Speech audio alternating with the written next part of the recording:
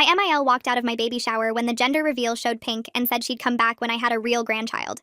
She'd invited 70 people to the country club, hired photographers, ordered custom decorations. "This will be the event of the year," she kept saying, "when everyone finds out about my grandson." She was convinced it was a boy, bought blue decorations, just in case we need them later. Told her friends at church to prepare for a little man. Even embroidered a blanket with Junior on it. My husband Jack and I didn't know the gender. We'd had the doctor write it down, sealed it in an envelope, and given it directly to the baker. Eleanor tried to steam open that envelope twice before I caught her. "I just want to prepare properly," she said. "That's what the reveal is for," I reminded her. She'd already decorated the country club in yellows and greens, but I saw the box of blue streamers in her car, ready to deploy the second she got confirmation of her grandson. The shower started beautifully. Everyone gathered, gifts piled high, my 2-year-old daughter Lucy running around in her big sister dress. Eleanor kept picking Lucy up and saying, "Soon you'll have a brother to protect you." "What if it's a sister?" Jack asked. "Don't be silly," Eleanor said. "I prayed specifically for a boy." The cake moment arrived. Eleanor pushed to the front, phone ready, practically vibrating with excitement. "Everyone watch! This is history! The first grandson!" Jack and I cut into the cake together. Pink filling spilled out. Bright, undeniable, perfect pink.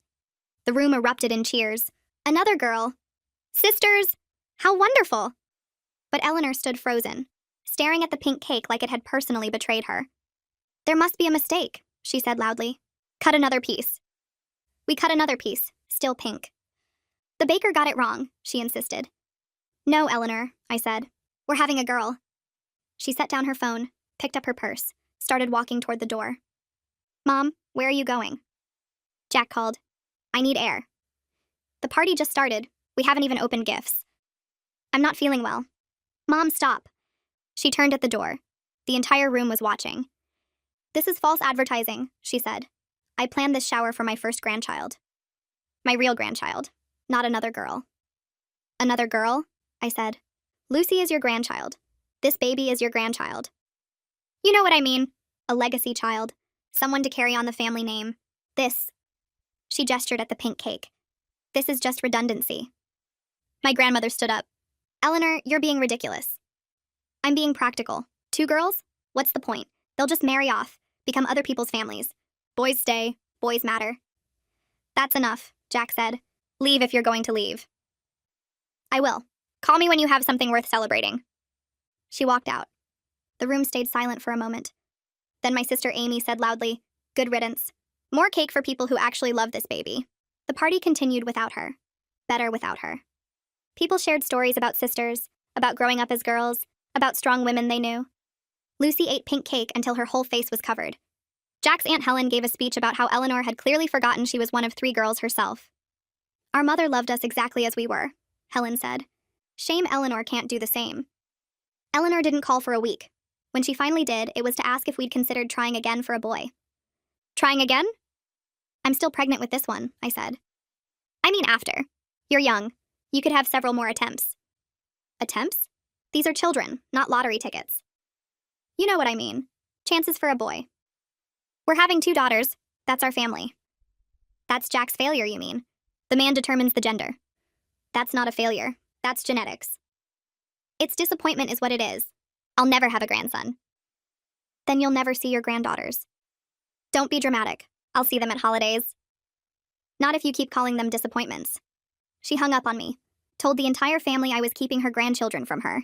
But Helen set everyone straight. "She walked out of a baby shower because of pink cake," Helen told them. "What kind of grandmother does that?" We had our daughter 2 months later, named her Rose, because she's perfect and pink, and everything Eleanor said wasn't worth celebrating. Eleanor sent a card with no money, just a note. "I am amending my will, removing both girls as beneficiaries." That note sat on my kitchen counter for 2 days because I couldn't bring myself to throw it away or file it somewhere. My phone started ringing that same evening. First, my mom Octavia called, her voice shaking with anger as she asked if I'd seen what Eleanor sent. She kept saying she'd never witnessed anything so cruel in her entire life, that Eleanor had crossed a line that couldn't be uncrossed. Then my grandmother Caroline called, and she didn't even ask about the note. She just launched into calling Eleanor that ungrateful woman, over and over. The weird part was hearing Caroline talk that way about someone she'd known for 30 years, someone she'd shared holidays and birthdays with, someone she'd welcomed into our family when Jack and I got married. The next morning brought more calls. Jack's Aunt Helen, my sister Amy, even some cousins I barely talked to who'd been at the shower. Everyone wanted to know if the will thing was real, if Eleanor had actually put it in writing. I found myself repeating the same story over and over, reading Eleanor's exact words aloud until they lost all meaning and just became sounds. Jack spent those days trying to call his mother.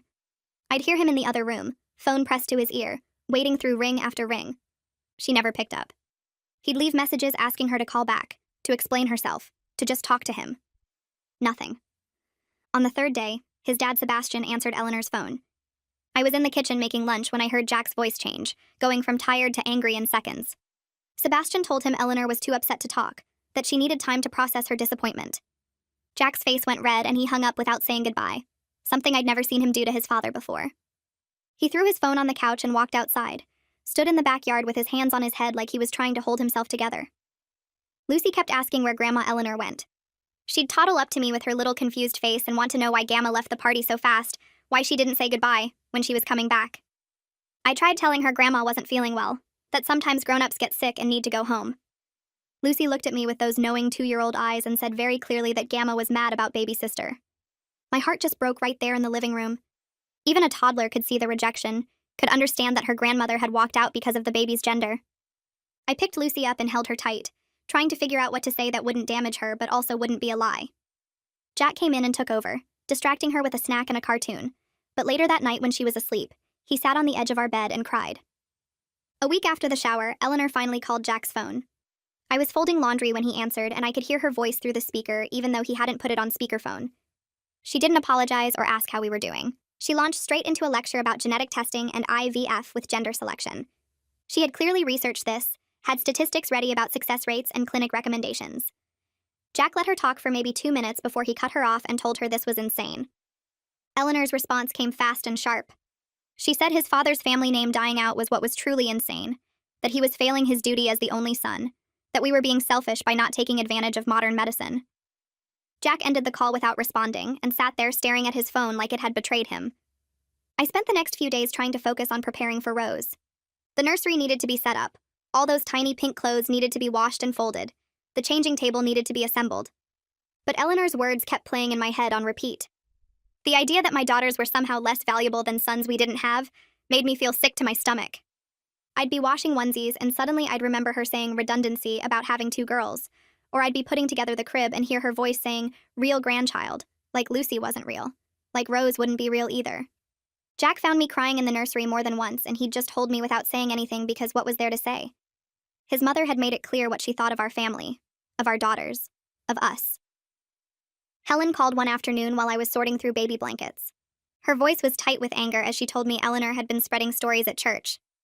Apparently Eleanor was telling people I refused to try for a boy, that I was selfishly ending the family line, that I had some kind of agenda against male children. Helen said she was furious, that she'd already started setting the record straight with their church group, that she wouldn't let Eleanor rewrite history to make herself the victim. I thanked her and hung up feeling even worse because now Eleanor wasn't just rejecting our daughters privately, she was campaigning publicly against us. My sister Amy showed up 2 days later with Chinese takeout and found me sobbing in the nursery again. She didn't ask questions, just set down the food and wrapped her arms around me. She said Eleanor was showing her true colors now, that it was actually better we knew what kind of person she really was before Rose arrived and could be hurt too. Amy reminded me that Lucy was young enough that maybe she wouldn't remember this, that we could protect both girls from Eleanor's poison if we acted now. We ate lo mein sitting on the floor of the nursery, surrounded by pink blankets and stuffed animals, and Amy made me laugh by suggesting increasingly ridiculous ways to mess with Eleanor. 2 weeks after the shower, Jack got an email from his mother. A long, detailed email with the subject line, "Moving forward." I read it over his shoulder and felt my blood pressure spike with every paragraph. Eleanor had laid out her reasonable expectations for us to try for a boy within 2 years of Rose's birth. She'd included actual statistics about gender disappointment being a real medical condition. She'd attached links to 3 different fertility clinics that offered gender selection services, complete with pricing information and success rates. She'd even drafted a timeline suggesting we start the process when Rose turned 18 months old. The email was formatted like a business proposal, bullet points and action items. Jack stared at his screen for a long time before he started typing his response. His email back to Eleanor was short but brutal. He told her that her obsession with male grandchildren was disturbing and sexist. He pointed out that she herself was a daughter, that her own mother had 3 girls, and asked if Eleanor thought her mother had considered her worthless. He wrote that our family was complete with 2 daughters, that we weren't having more children to satisfy her weird legacy fantasies, and that she needed to examine why she valued male grandchildren over female ones. He hit send before I could read the whole thing, and then he closed his laptop and walked away. Eleanor's response came within an hour, but it wasn't to Jack. She called Sebastian crying, and Sebastian called Jack asking what he'd said to upset his mother so badly. I could hear Sebastian's voice through the phone, pleading with Jack to apologize to keep the peace, saying Eleanor was devastated and felt attacked. Jack's jaw got tight, and he said very clearly that his mother owed us the apology, that she was the one who'd walked out of a baby shower and threatened to disinherit her granddaughters. Sebastian tried the "she's just disappointed" line again, and Jack interrupted him to say that disappointment didn't excuse cruelty, that being upset didn't give anyone the right to reject children. Sebastian sighed and said he'd try to talk to Eleanor, but Jack said not to bother unless the conversation involved Eleanor apologizing and changing her behavior. They hung up and Jack looked exhausted, like standing up to his parents had taken everything he had. 3 weeks passed before my next doctor's appointment, and I spent most of that time trying not to think about Eleanor's email or the will threat. At 7 months pregnant, I was supposed to be focused on preparing for Rose's arrival, not dealing with my mother-in-law's rejection of both my daughters. The appointment started normally with the usual measurements and questions, but then the nurse took my blood pressure twice and asked me to wait while she got the doctor. My doctor came in looking concerned and told me my blood pressure was higher than she liked to see at this stage. She asked about stress levels, and I tried to brush it off, but then I just broke down crying right there on the exam table. I told her everything about Eleanor walking out of the shower, the will threat, the email about gender selection, all of it pouring out while I sat there in a paper gown feeling ridiculous. My doctor listened carefully, and then explained that family stress could actually affect the pregnancy, that high blood pressure this late could lead to complications we needed to avoid. She recommended reducing stress where possible and monitoring my blood pressure at home, which felt impossible when Eleanor kept finding new ways to make things worse. I left that appointment scared and angry, scared for Rose's health and angry that Eleanor's behavior was literally affecting my body. 2 days later, Helen called and invited us to her house for a family gathering. She made it clear Eleanor wasn't invited, and that she'd gathered Jack's aunts, uncles, and cousins to talk about the situation. Jack was nervous about it, but I wanted to go, wanted to understand if this was really as bad as it felt or if I was overreacting. We got there Saturday afternoon, and Helen's house was packed with family members, all looking uncomfortable but determined. Helen started by explaining why she'd called everyone together, how Eleanor's behavior at the shower and afterward had crossed serious lines. Then people started sharing their own stories about Eleanor, and I realized this pattern went back years. Jack's uncle talked about how Eleanor had tried to control his wedding plans, demanding certain venues and guest lists. An aunt mentioned how Eleanor had criticized her parenting choices for decades, always implying she knew better. Another cousin shared how Eleanor had refused to attend her college graduation because she'd chosen a major Eleanor didn't approve of. Every story painted the same picture of a woman who needed to control everything and rejected anything that didn't match her exact vision. I sat there listening and feeling this weird mix of validation and sadness. Validation that I wasn't crazy for seeing her behavior as wrong, sadness that Jack had grown up with this and probably thought it was normal. Then Jack's cousin brought up something that made the whole room go quiet. He mentioned that Eleanor had done something similar years ago, when his sister had 3 daughters in a row. Eleanor had made comments about wasted pregnancies and kept asking when they'd try for a boy, got increasingly critical with each girl born. His sister had eventually stopped bringing the girls around Eleanor because the rejection was so obvious, and his parents had cut off contact with Eleanor for 2 full years over it. Jack's face went pale as his cousin talked, and I watched him process this information in real time. He'd been too young to remember the details back then, just knew there'd been some family tension, but hearing it laid out now made everything click. Eleanor's behavior wasn't about our specific daughters or some new fixation. This was a long-standing pattern of valuing male grandchildren over female ones. Jack's hands were shaking, and he excused himself to go outside, and Helen followed him while the rest of us sat in heavy silence. When they came back in, Jack looked like he'd been crying, but also looked more determined than I'd seen him in weeks. He thanked everyone for coming and for sharing their stories, said it helped him understand that protecting our daughters from his mother wasn't overreacting, it was necessary. The gathering broke up around dinner time, and we drove home quiet, both processing everything we'd heard. 3 weeks before my due date, I was in the nursery folding tiny clothes when the doorbell rang. Jack went to answer it, and I heard Eleanor's voice in the hallway, cheerful and casual like nothing had happened. I stayed in the living room, one hand on my belly, listening to her tell Jack she'd brought a gift for us. Through the doorway, I could see her holding out a gift bag decorated with blue ribbons, which felt like a deliberate choice. Jack took the bag and looked inside while Eleanor stood there smiling, clearly expecting gratitude. I watched his expression change from confusion to anger as he read whatever note was in there. He pulled out a book about raising boys and held it up, asking his mother if she was serious. Eleanor launched into an explanation about how it was never too early to start planning for the next pregnancy, how she'd done research on gender selection and found some excellent clinics. The note inside apparently offered to help us afford the procedures, like this was some generous gift instead of another rejection of our daughters. Jack's voice got very quiet and very firm as he handed the bag back to Eleanor. He told her she wasn't welcome in our home until she could treat all her grandchildren with equal love, not just hypothetical grandsons. Eleanor's face went red and she started sputtering about how ungrateful we were, how she was trying to help our family, how we were being dramatic. Jack just stood there holding the door open and repeated that she needed to leave. Eleanor grabbed the bag and stormed down the front steps, yelling back that we'd regret this, that she was done trying to fix our mistakes. Jack closed the door and leaned against it, breathing hard, and I went to him. We stood there in the hallway for a long time, just holding each other, both of us shaking. That night after Lucy was asleep, Jack and I lay in bed and finally let ourselves fall apart. He cried in a way I'd never seen before, deep sobs that shook his whole body. He kept saying he never imagined his mother could be this person, that he felt like he was losing a parent while also realizing he'd never really known her at all. I cried too, for him and for our daughters and for the grandmother relationship that should exist but never would. Jack talked about memories from his childhood that suddenly looked different now. Times he'd thought his mother was just particular or had high standards. But maybe she'd always been this controlling and conditional. He said it felt like mourning someone who was still alive, grieving the mother he'd thought he had while dealing with the reality of who she actually was. We held each other and cried until we were exhausted, and then we just lay there in the dark, talking about how we'd protect Lucy and Rose from ever feeling like they weren't enough. The next morning, Lucy found her big sister dress in the back of her closet and insisted on wearing it. She'd grown since the shower, so it was getting snug, but she wanted it on anyway. She spent the whole day practicing being gentle with her baby dolls, cradling them carefully and singing little songs she made up. She'd hold them up to my belly and tell Rose about being sisters, about how they'd play together and share toys. Watching her excitement about becoming a big sister made Eleanor's rejection hurt even more, because Lucy deserved a grandmother who celebrated both her and Rose. She deserved family members who showed up and loved her without conditions or disappointment. Instead, she had a grandmother who'd walked away because Lucy wasn't a boy, and Rose wouldn't be either. I took pictures of Lucy in her dress holding her baby dolls, wanting to remember this pure excitement before she was old enough to understand that some people didn't value her the way she deserved.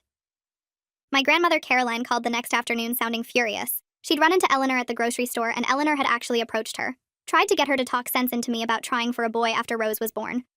Caroline told me she'd responded by pointing out that she'd raised 3 daughters who were all successful and happy adults, that maybe Eleanor should examine her own internalized misogyny instead of projecting it onto her granddaughters. Eleanor had apparently huffed off without buying her groceries, but Caroline wanted me to know about the encounter in case Eleanor tried approaching other family members. I thanked her and felt grateful that at least some grandparents in this family understood that daughters were just as valuable as sons. Caroline reminded me that she'd been one of 3 girls herself, that her own mother had never once wished for boys, and that Eleanor's attitude was backwards and harmful. She told me to focus on staying healthy for Rose's arrival, and not to waste energy on Eleanor's nonsense. Helen called 2 days later with an update on the family situation. She said Eleanor had been uninvited from several upcoming family events because people were uncomfortable with her behavior after hearing the stories at the gathering. Eleanor was playing the victim according to Helen, telling people we'd turned the family against her and she'd done nothing wrong. Helen said most people weren't buying it, though, that the shower incident had been too public and too shocking for Eleanor to rewrite the narrative. People had seen her walk out over pink cake, had heard her call our daughters redundancy, and no amount of victim playing could erase those facts. Helen mentioned that even some of Eleanor's church friends were distancing themselves after hearing about the gender selection gift, that Prudence had apparently told other church members it crossed a serious line. I felt relieved that the truth was getting out there, that Eleanor couldn't just spin this into a story where she was the wronged party. Sebastian called Jack privately that evening, and Jack put it on speaker so I could hear.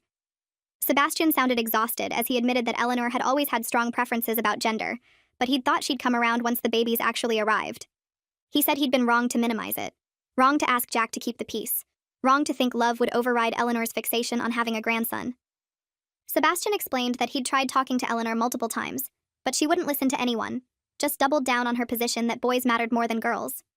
He apologized for not standing up to her sooner, for letting her behavior go unchecked for so long.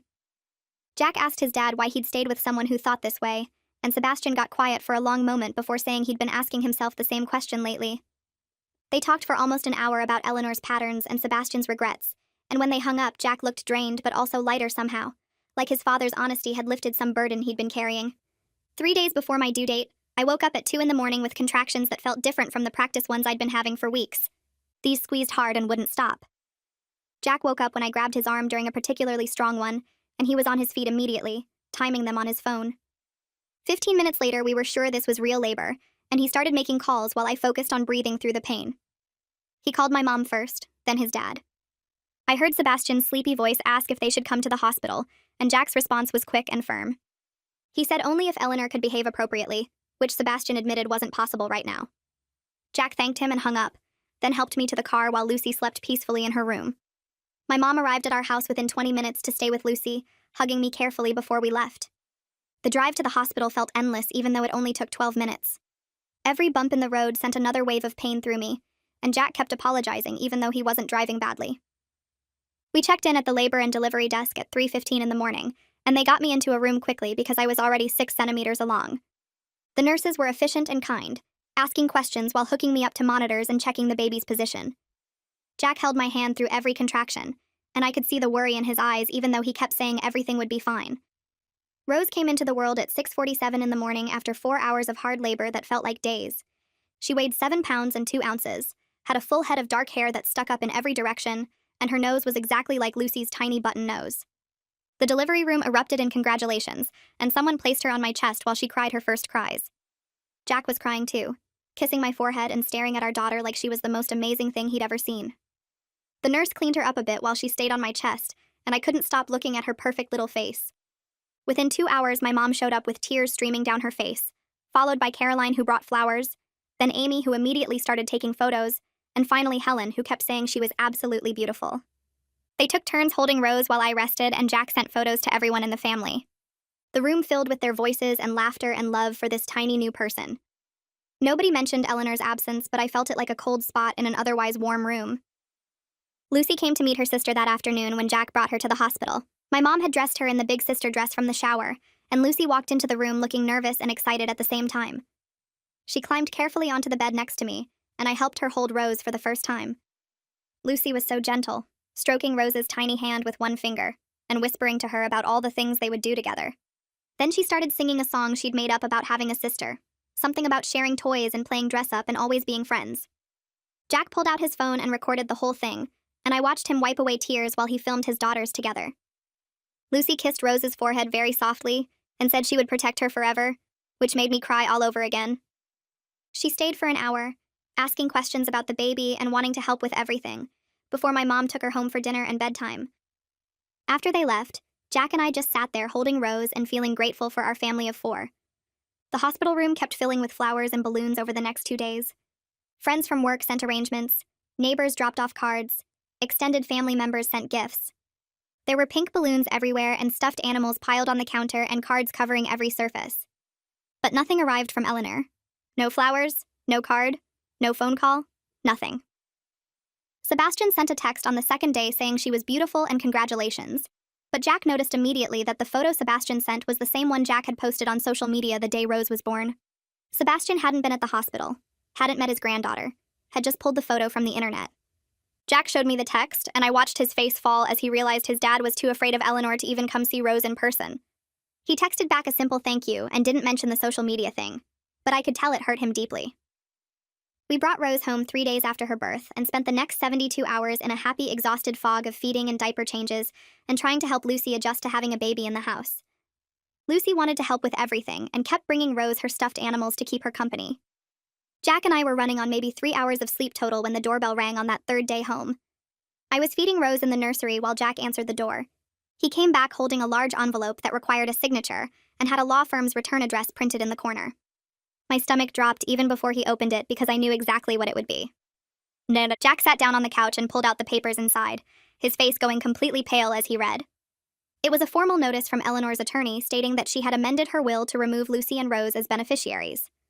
All of her assets would now go to Jack's cousin's sons, the boys who could apparently carry on the family name properly. The letter was cold and legal and final, listing both of our daughters by name in the section about removed heirs. Jack pulled out his phone and called his mother immediately. I heard it ring 3 times before she answered, and her voice came through the speaker sounding pleased with herself. She actually sounded happy as she explained that her estate would go to real heirs who could carry on the family name the way it was meant to be carried on. Jack's hand shook as he held the phone, and I watched him try to form words that wouldn't come at first. Finally, he asked her if she understood what she was doing, if she realized she was punishing two innocent little girls, but Eleanor just kept talking about legacy and family lines and practical decisions. I sat in the nursery feeding Rose while listening to the conversation escalate in the living room. Jack's voice got louder and louder until he was shouting into the phone that his mother was sick and twisted. He told her she wasn't punishing us. She was punishing two innocent little girls who never did anything except have the audacity to be born female. His voice cracked on that last word, and I heard the pain mixed with the anger. Eleanor's response came through clear enough for me to hear from the nursery. She said she was simply being practical about her legacy, and if we chose to have a son later, she would reconsider the whole thing. Jack cut her off before she could say more, his voice going cold and final in a way I'd never heard before. He told her there wouldn't be a later, that she was dead to us now, and he hung up before she could respond. Then I heard him throw his phone across the room and the sound of it hitting the wall. Rose had finished eating, so I burped her gently and carried her out to the living room where Jack sat on the couch with his head in his hands. I sat down next to him with Rose in my arms, and we didn't say anything for a long time. Lucy was napping in her room, and the house was quiet, except for Rose's little breathing sounds. That night, after both girls were asleep, Jack and I finally talked about the will situation. We sat at the kitchen table with cold coffee neither of us was drinking and went through everything that had happened. I told him I didn't care about Eleanor's money, that I cared about protecting our daughters from someone who saw them as disappointments. The money meant nothing compared to keeping Lucy and Rose safe from that kind of rejection and toxicity. Jack agreed immediately and said his mother's money wasn't worth exposing our girls to her poison. He said he'd rather have nothing and raise daughters who knew they were valued than have Eleanor's estate and let her treat them like they were worthless. We talked about boundaries and what contact would look like going forward, and decided that unless Eleanor genuinely changed and apologized, she wouldn't be part of our lives or our daughters' lives. It felt good to be on the same page, even though the whole situation made us both sad and angry. Amy came over the next day and found me crying while Rose slept in my arms on the couch. I'd been holding it together pretty well, but something about my sister walking through the door made everything spill out. I told her about the certified letter and Eleanor's triumphant phone call, and the will amendment removing both girls. Amy's face went red and she started pacing around the living room saying she wanted to drive to Eleanor's house right now and tell her exactly what kind of person she was. She was so angry she was shaking and kept asking how anyone could do this to their own grandchildren. I asked her not to go, told her Eleanor wasn't worth the energy or the confrontation. Amy sat down next to me and put her arm around my shoulders while I cried into Rose's soft hair. She said Eleanor was showing everyone who she really was, and someday she'd regret losing these beautiful girls, but by then it would be too late because we'd have moved on without her. The next day, Helen called while I was changing Rose's diaper. Jack answered and I heard him say Helen's name. Then his voice got louder as he moved toward the nursery. He held out the phone and I could hear Helen talking before I even took it from him. She was so angry her words came out fast and clipped, saying Sebastian had told her about the will amendment, and this crossed every line even for Eleanor. She said she was done making excuses for her sister, and she was organizing the extended family to write a collective letter expressing their disappointment in Eleanor's behavior. I told her we appreciated it, but she didn't need to do that, and Helen cut me off saying yes she did, because Eleanor needed to hear from everyone that her actions were wrong and hurtful. She said she'd already talked to 5 family members, and they were all on board. After we hung up, Jack sat on the floor next to the changing table and watched me finish with Rose's diaper. He looked tired in a way sleep couldn't fix. 2 weeks after Rose was born, the hormones hit me like a truck. I'd be feeding Rose and suddenly start crying for no reason, or I'd be playing with Lucy and feel this wave of sadness wash over me. Eleanor's rejection kept playing in my mind on repeat, her voice saying my daughters were redundancy and not real grandchildren. I couldn't shake it no matter how much I tried to focus on the good things. At my postpartum checkup, the doctor asked how I was doing, and I broke down right there in the exam room. I told her about Eleanor and the will and how I couldn't stop thinking about it even though I knew it was crazy. She listened and then said postpartum anxiety was common and nothing to be ashamed of. She wrote a prescription for medication and gave me a referral to a therapist who specialized in family estrangement issues. I made the appointment before I left the office because I knew if I waited, I'd talk myself out of it. The therapist's office was in a small building near the hospital. I went alone the first time, leaving both girls with my mom, Octavia. The therapist was older with gray hair and kind eyes, and she didn't waste time with small talk. She asked me to tell her what brought me in, and I explained the whole situation from the baby shower to the will amendment. When I finished, she nodded like she'd heard similar stories before. She said Eleanor's behavior was about her own issues, not about my daughter's worth. She explained that some grandparents have rigid expectations about their grandchildren, and when reality doesn't match their fantasy, they reject the actual grandchildren in favor of imaginary perfect ones they'll never have. She said Eleanor had built up this idea of a grandson so completely that she couldn't accept anything else, and that was a reflection of Eleanor's limitations, not my daughter's value. Hearing someone outside the family say it helped more than I expected. Lucy started asking about Eleanor more often around this time. She'd see Octavia come over and say she wanted Grandma Eleanor too. One morning while I was making breakfast, Lucy asked why Grandma Eleanor didn't visit like Grandma Octavia did. Jack and I had practiced this conversation with the therapist, working on age-appropriate explanations. I knelt down next to Lucy and told her that sometimes people make choices that hurt others, and Grandma Eleanor made some choices that hurt our feelings. I said it wasn't Lucy's fault or Rose's fault, that they were both perfect and loved. Lucy thought about this for a minute and then asked if Grandma Eleanor didn't like girls. Jack's face went pale, but I kept my voice steady and said some people have trouble loving people who are different from what they expected, but that was Grandma Eleanor's problem to work on, not ours. Lucy nodded and went back to her cereal, and I hoped we'd said enough without saying too much. A month after Rose's birth, Helen called to say the letter was ready. 15 family members had signed it, including Jack's aunts, uncles, and several cousins. Helen read parts of it to me over the phone. It detailed specific examples of Eleanor's hurtful behavior, starting with the baby shower exit and ending with the will amendment. It said that unless Eleanor sought professional help and made genuine amends, she wouldn't be welcome at future family gatherings. The letter was firm but not cruel, laying out facts and consequences. Helen planned to mail it certified so Eleanor couldn't claim she never received it. Jack signed it too after reading the whole thing twice. He said it felt right to have the family stand together against his mother's toxicity. Eleanor's response came 3 days later in the form of a group email sent to the entire extended family. Jack's phone dinged with the notification, and his face changed as he read it. He handed me the phone without saying anything. Eleanor had written a long message claiming she was the victim of a conspiracy led by me. She said I'd manipulated Jack and poisoned the family against her because I was threatened by strong women. She called the letter an attack and said she'd done nothing wrong by being honest about her disappointment. She claimed she had every right to leave her estate to whoever she chose, and the family had no business interfering in her financial decisions. The email was so delusional it would have been funny if it wasn't about my daughters. She actually wrote that she was the one being rejected and discriminated against for having traditional values about family legacy. Helen responded to the group email within an hour. I watched the new message come through on Jack's phone and opened it immediately. Helen had attached screenshots of Eleanor's texts about real grandchildren and redundancy, plus written testimony from 3 country club staff members who had witnessed the baby shower exit. She'd included the dates and times of everything, building a timeline of Eleanor's behavior.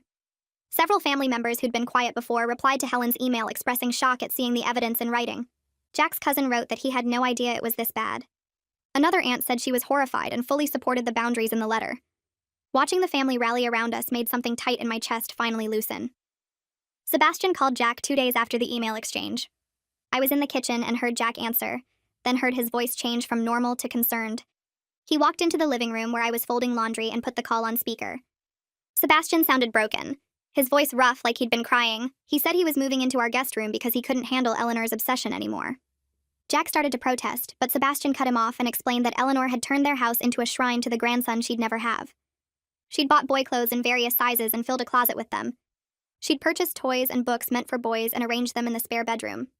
She talked to the empty room sometimes, Sebastian said, like the imaginary grandson was already there. She kept saying Jack and I would come to our senses eventually.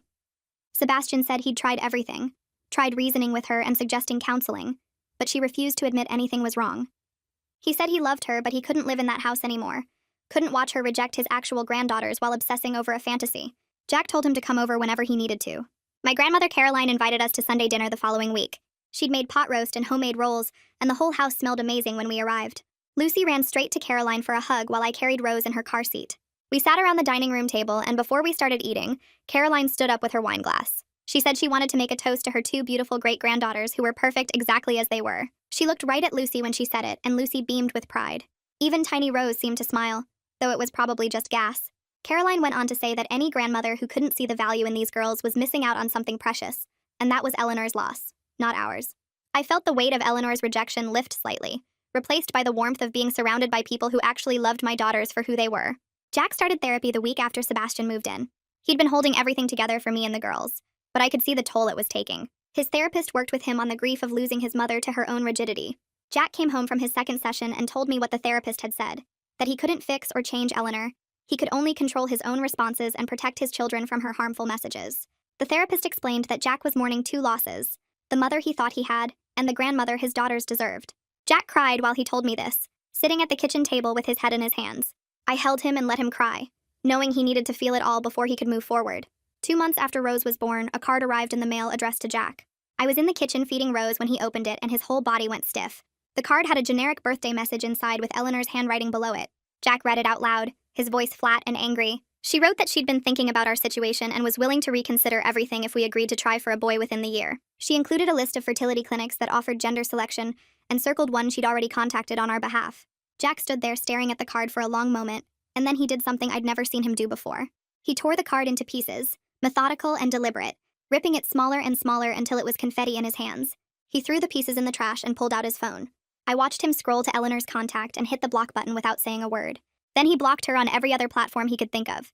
Social media, email, everything. When he finished, he looked at me and said she was done. She'd made her choice, and now he was making his. Lucy started preschool that fall and came home excited every day with new art projects and stories about her friends. The Mother's Day craft project had her buzzing with energy because she got to make cards for all the special women in her life. She made one for me with pink hearts, and her handwriting spelling out mom in wobbly letters. She made one for Octavia with flowers she'd painted herself. She made one for Caroline with a drawing of the two of them holding hands. Her teacher asked if she wanted to make one for any other grandmothers, and Lucy thought about it seriously. Then she said very matter-of-fact that Grandma Eleanor doesn't like girls, so she doesn't visit them. I got a call from the teacher that afternoon asking if she could speak with me. My stomach dropped because I knew exactly what Lucy had said. The next morning, I went in early for pickup, and the teacher pulled me aside into the hallway. She had kind eyes, but looked concerned as she explained what Lucy had told her. She said she wanted to understand the situation because she was worried about the message Lucy might be getting about her own value. I explained everything, keeping my voice steady even though talking about it still hurt. The teacher listened and nodded, and when I finished, she reached out and squeezed my hand. She told me she'd make sure Lucy knew she was valued and special regardless of her gender. She said she'd reinforce that message every day if needed because every child deserved to know they mattered. Helen called me a week later with an invitation to what she was calling a celebration of daughters party. She'd invited all the women in the family and their daughters for an afternoon at her house. When we arrived, the living room was full of aunts and cousins and little girls running around playing. Helen had set up a photo display showing strong women throughout our family history. There was Caroline's mother, who'd run her own business in the 1940s. There was Helen's grandmother, who'd been a teacher when women rarely worked outside the home. There was aunt after aunt who'd done amazing things with their lives. Helen gathered everyone together and started sharing stories about these women and their achievements. She talked about how every generation of daughters had built on what came before. Then she looked directly at me, holding Rose with Lucy pressed against my side. She said it was a shame that Eleanor had forgotten she came from a line of strong women, that Eleanor's own mother would be ashamed of her daughter's attitude toward granddaughters. The room got quiet for a moment, and then Caroline stood up. She raised her glass and said, "Here's to daughters and granddaughters and all the women who knew their worth." Everyone cheered, and Lucy beamed with pride. Sebastian called Jack 2 days after the party. His voice sounded different, harder somehow and more decided. He told Jack he'd filed for separation from Eleanor that morning. 35 years of marriage couldn't compete with her obsession anymore, and he was choosing his own peace over enabling her delusions. He'd tried everything, he said. Tried reasoning and suggesting counseling and begging her to see what she was doing to the family. But Eleanor refused to admit anything was wrong. She kept insisting she was the reasonable one and everyone else was overreacting. Sebastian said he couldn't watch her reject his actual granddaughters while obsessing over a fantasy anymore. He was moving into his own apartment and he wanted Jack to know it wasn't about picking sides, it was about his own mental health. Eleanor didn't take the separation quietly. She called every member of Sebastian's family claiming he was abandoning her in her time of need. She painted herself as the victim of a conspiracy led by me and enabled by her ungrateful son. But Sebastian had prepared for this. He showed his family the evidence, screenshots of her texts about real grandchildren and redundancy, photos of the nursery she'd set up for the imaginary grandson, recordings of her voicemails demanding we try for a boy. Most of Sebastian's family sided with him after seeing the proof. His brother called Eleanor directly and told her she needed professional help. His sister stopped returning her calls entirely. 3 months after Rose was born, I woke up one morning and realized I felt like myself again. The fog of postpartum hormones had lifted and my body felt stronger. Rose was sleeping in longer stretches, and Lucy was thriving in preschool with new friends and new confidence. Our little family of 4 had found a rhythm that worked without Eleanor's drama weighing us down. I looked at Jack making breakfast while Lucy chattered about her day, and Rose gurgled in her bouncer and felt something settle in my chest. We were actually happier without Eleanor. The house felt lighter, the days felt easier, and nobody was waiting for the other shoe to drop. Jack came home from therapy one afternoon looking different. Lighter somehow, like he'd set down something heavy he'd been carrying. He sat down at the kitchen table and told me what his therapist had said. That his mother had chosen her fantasy grandson over her real granddaughters, and that choice reflected her character, not his daughter's worth. The therapist had helped him see that he'd been carrying guilt that wasn't his to carry, trying to fix something that was never his to fix. Jack said he'd spent so long trying to be the bridge between his mother and his family, but you can't build a bridge to someone who refuses to meet you halfway. He looked at me with clear eyes and said he was done trying. Amy called me squealing with excitement because her boyfriend had proposed. She was engaged and already planning the wedding, and she had something important to tell us. Eleanor wasn't invited. Amy said it very firmly, no room for negotiation. She wouldn't have someone at her celebration who thought women were redundancy, and her fiancé completely agreed. They were building their marriage on mutual respect and equality, and Eleanor represented everything they were rejecting. I felt proud of my sister for standing firm, even though I knew it would cause drama. Eleanor somehow heard about the wedding exclusion within days. She sent Amy a long, nasty message about family loyalty and tradition, and how Amy was making a huge mistake. The message was full of guilt trips and manipulation, and thinly veiled threats about being cut off from family events. Amy read it, took a deep breath, and responded with one single sentence. You walked out on a baby shower because of pink cake. You don't get to lecture anyone about family. Then she blocked Eleanor's number just like Jack had done. 4 months after Rose was born, I booked a photographer for family pictures. We all dressed in coordinating blues and whites and headed to the park near our house.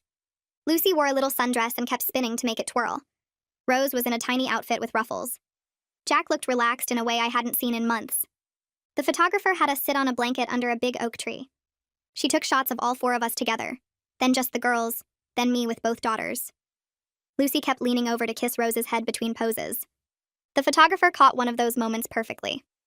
Lucy's little face pressed against Rose's fuzzy hair, her eyes closed, pure love radiating from every part of her. When I saw that photo on the preview screen, I knew immediately it was going in our living room. We ordered an 11 by 14 print, and I found the perfect frame for it, hung it right above the couch where everyone could see it when they walked in. Every time I looked at that photo, I felt this warmth spread through my chest. My 2 girls who Eleanor thought weren't worth celebrating. My daughters who were everything. Helen asked for a copy of the photo a week later. She had it printed in the same size and framed it for her house too. Then she sent another copy to Sebastian at his new apartment. She called me after he received it, and her voice was thick with emotion. Sebastian had cried when he opened the package. He called Helen immediately and told her how beautiful his granddaughters were, how lucky they were to have parents who loved them so completely, how sad he felt that Eleanor was missing all of this. Helen said he kept the photo on his kitchen counter where he could see it every morning during breakfast. He'd told her that looking at Lucy kissing Rose reminded him what family was supposed to be about. Not legacy or names or gender, just love, pure and simple. Helen said Sebastian was building a whole collection of photos of the girls on his fridge now. Every picture we sent him went up immediately. 2 weeks later, Helen ran into Prudence Chase at the grocery store. Prudence was one of Eleanor's church friends from the ladies' group. Helen told me Prudence had approached her in the produce section looking uncomfortable. She'd asked Helen if she had a minute to talk about Eleanor. They stood by the apples while Prudence admitted that many people at church were having trouble with Eleanor's attitude lately. Eleanor had been complaining loudly about having granddaughters instead of grandsons. She'd told multiple people that girls were redundancy and boys were legacy. Prudence said several church members had started questioning Eleanor's character after hearing these comments. The pastor's wife had pulled Prudence aside and asked if Eleanor needed counseling. Some of the older women in the congregation had stopped sitting with Eleanor during services. Prudence said she felt guilty for not speaking up sooner, but Eleanor's views about gender were making everyone deeply uncomfortable. Helen thanked Prudence for being honest and told her that Eleanor had walked out of a baby shower over pink cake. Prudence's face went pale. She said she hadn't known it was that bad. Lucy's preschool announced a special Person's Day, where kids could invite any important adult to come read stories to the class. Lucy didn't hesitate. She chose Caroline. My grandmother cleared her entire schedule and showed up at the preschool wearing her favorite cardigan with her reading glasses on a chain around her neck. She brought 3 of Lucy's favorite books and settled into the reading chair like she'd been doing this her whole life. I stood in the doorway watching Caroline read to the class with Lucy sitting right at her feet gazing up at her. The other kids were captivated too. Caroline did all the voices and made the stories come alive. After the reading, Lucy gave Caroline a tour of the classroom, showing her all the artwork and the play kitchen and the book corner. Caroline praised everything Lucy showed her. On the drive home, Lucy talked nonstop about how great-grandma Caroline was the best reader in the whole world. I felt this overwhelming gratitude that Lucy had grandmothers who actually showed up for her, who celebrated her, who made her feel valued just for being herself. 5 months after having Rose, I woke up one morning and realized I felt like myself again. The postpartum fog had lifted completely. My body felt strong.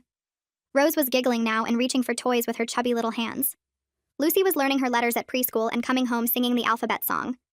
Jack and I had found our rhythm as a family of 4. We'd figured out bedtimes and mealtimes and how to get everyone out the door in the morning. Eleanor's absence had created this space in our lives. Room for healthier relationships to grow. Room for us to breathe without constantly worrying about her next criticism or demand. We were actually happier without her drama. The house felt lighter. Days felt easier. Nobody was waiting for the other shoe to drop or walking on eggshells. We'd built something good here. Something Eleanor couldn't touch or ruin. Sebastian made it official and signed a lease on an apartment across town. He called Jack to let him know he'd moved out completely. The separation from Eleanor was real now, not just temporary or a trial. Sebastian started coming over every Sunday afternoon. He'd arrive with little gifts for the girls, books for Lucy, soft toys for Rose. He'd sit on the floor and play with Lucy while I fed Rose. He'd hold Rose and make silly faces until she giggled. He told Jack one Sunday that he regretted not standing up to Eleanor sooner, that he'd wasted months trying to keep the peace instead of protecting his granddaughters. But he was determined now to be the grandfather our girls deserved. Lucy started calling him Grandpa Sebastian and asking when he was coming to visit next. Watching him build real relationships with both girls made me wish he'd done this earlier. But I was grateful he was doing it now. Then Eleanor made one final attempt at getting to us. A letter arrived in the mail with her return address. Inside was a long note about how she'd been diagnosed with a serious health condition. She said the doctors weren't sure how much time she had left. She wanted to reconcile with Jack before it was too late. She wanted to meet her granddaughters while she still could. The letter was full of emotional language about regrets and second chances, and not wanting to die estranged from her only son. Jack read it twice, then immediately called Sebastian. He asked his dad point blank if Eleanor was sick. Sebastian sighed heavily and said no. There was no diagnosis. Eleanor was perfectly healthy. She'd made the whole thing up hoping to guilt Jack into contact. Jack's hand was shaking when he hung up the phone. He looked at me with this mix of anger and hurt and said he couldn't believe his mother would lie about something like that. Would fake a terminal illness just to manipulate him. Jack sat down that night after the girls were asleep and wrote Eleanor a final letter. He wrote for over an hour. When he finished, he read it out loud to me. He'd laid out everything, her lies, her manipulation, her rejection of his daughters. He wrote that she'd destroyed their relationship beyond any possible repair, that her actions had shown him exactly who she was. He told her that if she ever genuinely changed and got professional help, he'd consider supervised contact with the girls. But until then, she needed to leave all of us alone. He said any future attempts to contact us would be ignored. He mailed the letter the next morning. We never heard back from Eleanor. But Jack said writing that letter felt like closing a door that needed to be closed. Setting a boundary that should have been set months ago. Amy's wedding happened 6 months after Rose was born, and it was perfect. The ceremony was outdoors at a vineyard with string lights and flowers everywhere. Lucy was the flower girl in a white dress with a pink sash. She took her job so seriously, walking down the aisle dropping petals. Rose slept through the entire ceremony in my arms, wrapped in a soft blanket. The vows were beautiful. Amy and her husband wrote their own and talked about building a marriage based on respect and equality. About raising any future children to know their worth regardless of gender. Several relatives glanced at me during that part, knowing exactly what Amy was referencing. The reception was in a big tent with a dance floor and a live band. Everyone seemed more relaxed than usual at family events. Jack's aunt mentioned how nice it was not to worry about Eleanor causing a scene. His cousin said the whole vibe felt lighter without her presence. People actually enjoyed themselves instead of managing Eleanor's mood. At the reception, Caroline stood up to give a speech. She talked about the strength of the women in our family, about how she'd raised 3 daughters who'd grown up to raise their own daughters, about how each generation had fought to make sure the next one knew their worth. She talked about women who'd broken barriers and challenged expectations, about mothers who'd taught their daughters to be proud of who they were. She never mentioned Eleanor by name, but everyone in that tent knew exactly who she was talking about. Caroline looked right at me while she spoke, then at Lucy, who was dancing with Jack, then at Rose sleeping in Amy's arms. She raised her glass and said she was proud of every woman in this family. Proud of the mothers raising daughters to be strong and confident, proud of the grandmothers who showed up and celebrated their granddaughters. The whole tent erupted in applause. Several people were wiping their eyes. Jack squeezed my hand under the table. Amy was beaming, and I felt this sense of belonging, of being part of something bigger than just my little family. We were all connected by this determination to lift each other up, to make sure no girl in our family ever questioned her value again. 7 months after Rose's birth, Sebastian came over for his regular Sunday visit, and Lucy ran straight to him with her arms up. He scooped her into a hug, and she pressed her face against his shoulder. I was in the kitchen making lunch when I heard her say it. Her little voice carried through the house. She told Sebastian she was happy he visited now because he liked girls. Sebastian's eyes filled up, and he looked at me over Lucy's head. He set her down gently and told her he loved girls very much, especially his 2 granddaughters. Lucy beamed and grabbed his hand to show him the picture she'd drawn. I stood there holding a dish towel, feeling this mix of gratitude and sadness. Gratitude that Sebastian showed up consistently, that Lucy noticed and valued his presence. Sadness that she'd already learned at 3 years old to recognize who actually wanted her around. She'd processed Eleanor's absence and Sebastian's presence, and drawn her own conclusions about who deserved her affection. That night after the girls went to sleep, Jack and I sat on the couch with glasses of wine. We'd been talking about expanding our family, not because we wanted a boy, not to prove anything to Eleanor, but because we genuinely loved being parents and wanted more kids. Jack said he'd been thinking about it for weeks and wanted to make sure I was ready after everything with his mother. I told him I was ready, that I wanted our daughters to have more siblings if we were blessed with them. We talked about timing, about waiting until Rose was a bit older, maybe trying in a year or two. Jack brought up Eleanor and I stopped him. I said if she ever asked about our family planning, which she probably would if she heard through the family grapevine, we'd tell her it was none of her business. She'd given up the right to know anything about our decisions when she walked out of that baby shower. Jack agreed and said he felt lighter knowing we were making this choice for ourselves, not in reaction to his mother's demands. The next Sunday, Sebastian came over again and brought groceries for us. While Jack grilled outside with the girls playing in the yard, Sebastian and I talked in the kitchen. He mentioned that Eleanor had started going to a different church. I asked why, and he said too many people at her old church had questioned how she treated us. Apparently, several members had asked her directly about the baby shower incident, and she couldn't handle the judgment. Sebastian said she was telling people at the new church a completely different story where she was the wronged party, where we'd kept her grandchildren from her for no reason. He looked tired when he said it. He told me he'd stopped trying to correct her narrative because it was pointless. She'd rewritten history in her mind, and no amount of facts would change it. I thanked him for being honest with us and for showing up for the girls. He said it was the easiest decision he'd ever made. That evening, I rocked Rose to sleep in the nursery while Jack read to Lucy in her room. I could hear his voice through the wall, doing different character voices that made Lucy giggle. Rose's breathing slowed and her little fist unclenched from my shirt. I looked down at her perfect face and then over at the doorway where I could see Jack and Lucy curled up together with her favorite book. We'd built exactly the family we wanted. Eleanor's rejection had hurt deeply, had left scars that probably wouldn't fully heal, but it had also freed us from her toxic expectations. My daughters would grow up knowing they were valued for who they were, not what gender they happened to be born. They'd never question whether they were real or enough. We'd chosen love over legacy, and our family was stronger for it.